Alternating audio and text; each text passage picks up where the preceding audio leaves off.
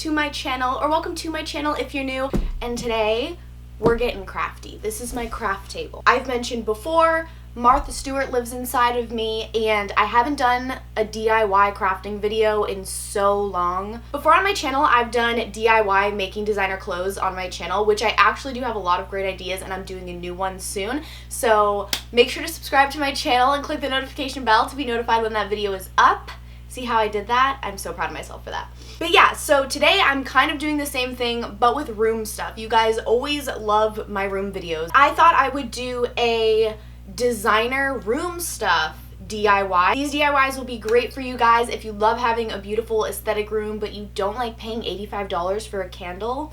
This video is for you. So the first craft that we're going to begin with is a craft that I have actually done myself. I have 2 of them in my home. It is a flower box. Flower boxes can be just so expensive. I recently did a giveaway on my Instagram of a flower box, and I know so many of you guys wanted it, and a lot of you guys were like, oh, these are so beautiful, but I can't afford flower boxes. It's very customizable. You can do this with any flower you want, any color flower you want.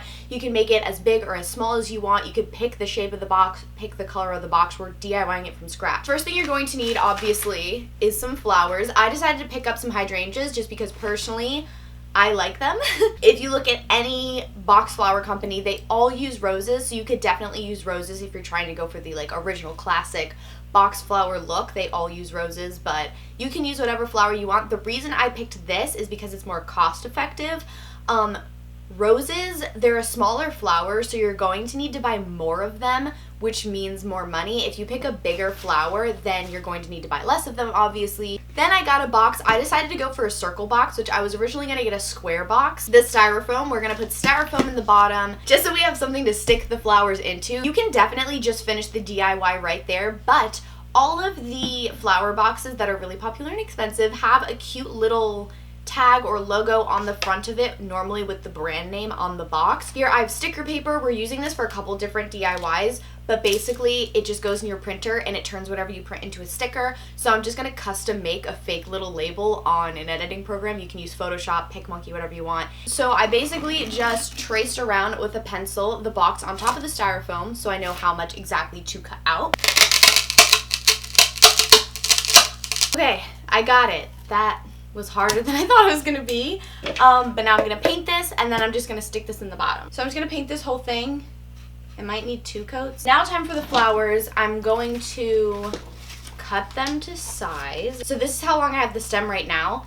As you can see, that's way too long. You want it short enough to where the bottom of the flower meets with the top of the box, so I have to cut this a little bit more.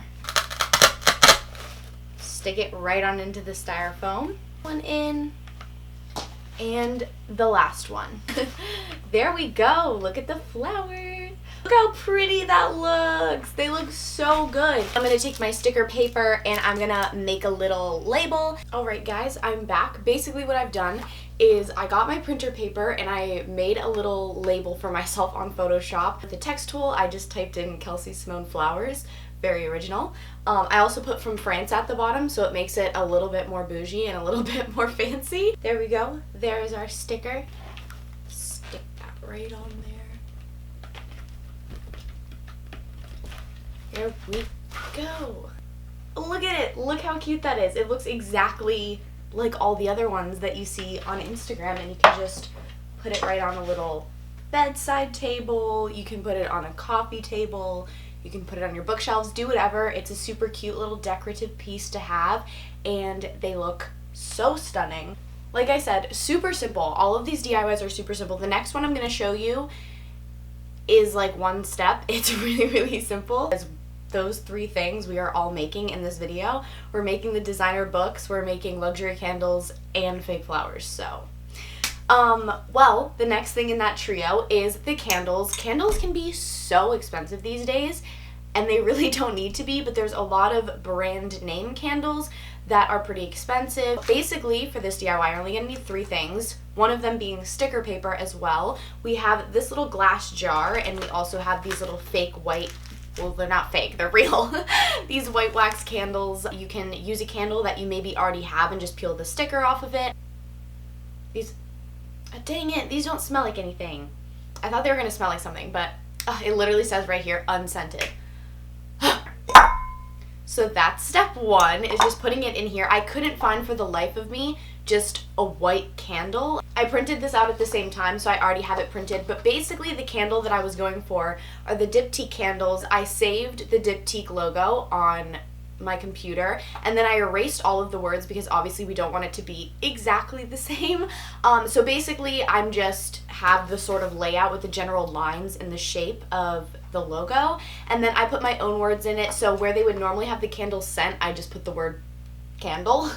And then around where it would say Diptyque a couple of times, I put candle made by Kelsey, subscribe, LOL. So it's literally so simple. I'm just going to cut this out and stick it on the front.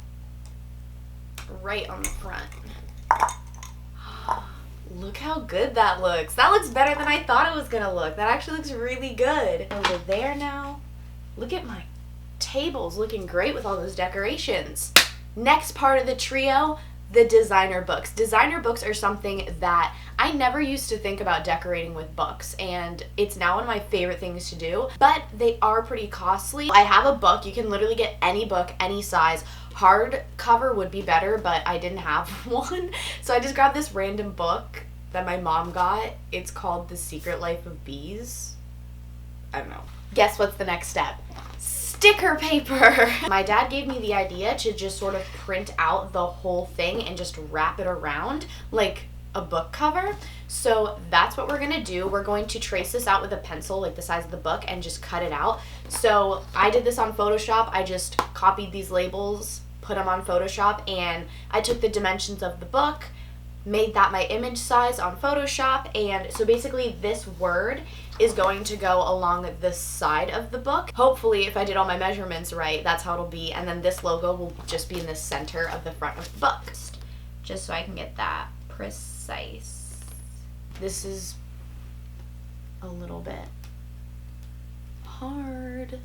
Okay, there we go. Look at that. I actually ended up putting the mistake copy, like the one that I cut too short, on the back of the book because I was like, it looks kind of stupid. But look at my brand new Chanel book. Look at that. Beautiful. The next thing we're going to be making is a little throw pillow, and it's not just any throw pillow. We're going to be making a silk throw pillow. Silk bedding and silk sheets have been a big trend recently. If that doesn't scream luxury bedroom, I don't know what does, but it can cost a lot of money. What I did was I went to the fabric store and I picked a like champagne-y white. I got, how much did I get? I don't even think I got like a half a yard. It was like a really small amount, so it was very inexpensive to get this. And this is also, I don't think it's real silk, it's like a satiny fabric. And you also don't even have to do this with the silk. You can do this with velvet, you can do this with fur, you can do this with any sort of fabric that you want. I have a pretty small pillow. I didn't want one that was too big. Wow, we're recreating everything. They even have pillows smaller than this, so just the lady who cuts the fabric, I just sort of asked her, I'm making a wraparound pillowcase, how much fabric should I need? And she just knew exactly what to do, so she was a great help. Next thing you're gonna need, they were all the way over there. This step may differ depending on the fabric that you get because this may not work with every type of fabric, but if you're using the same one I am, you should be completely fine. I have sticky back Velcro. I have 3 boxes of it, so basically the plan of what we're gonna do, like a wraparound, and then for the edges, we're going to close it with the sticky Velcro.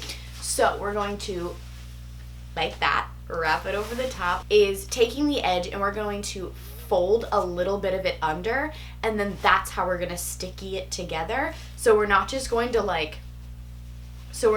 stick the raw edges together like that and then you have this messy fringe. So you're basically gonna fold it over, kind of cuff it like a sleeve, and then you just cut this to size.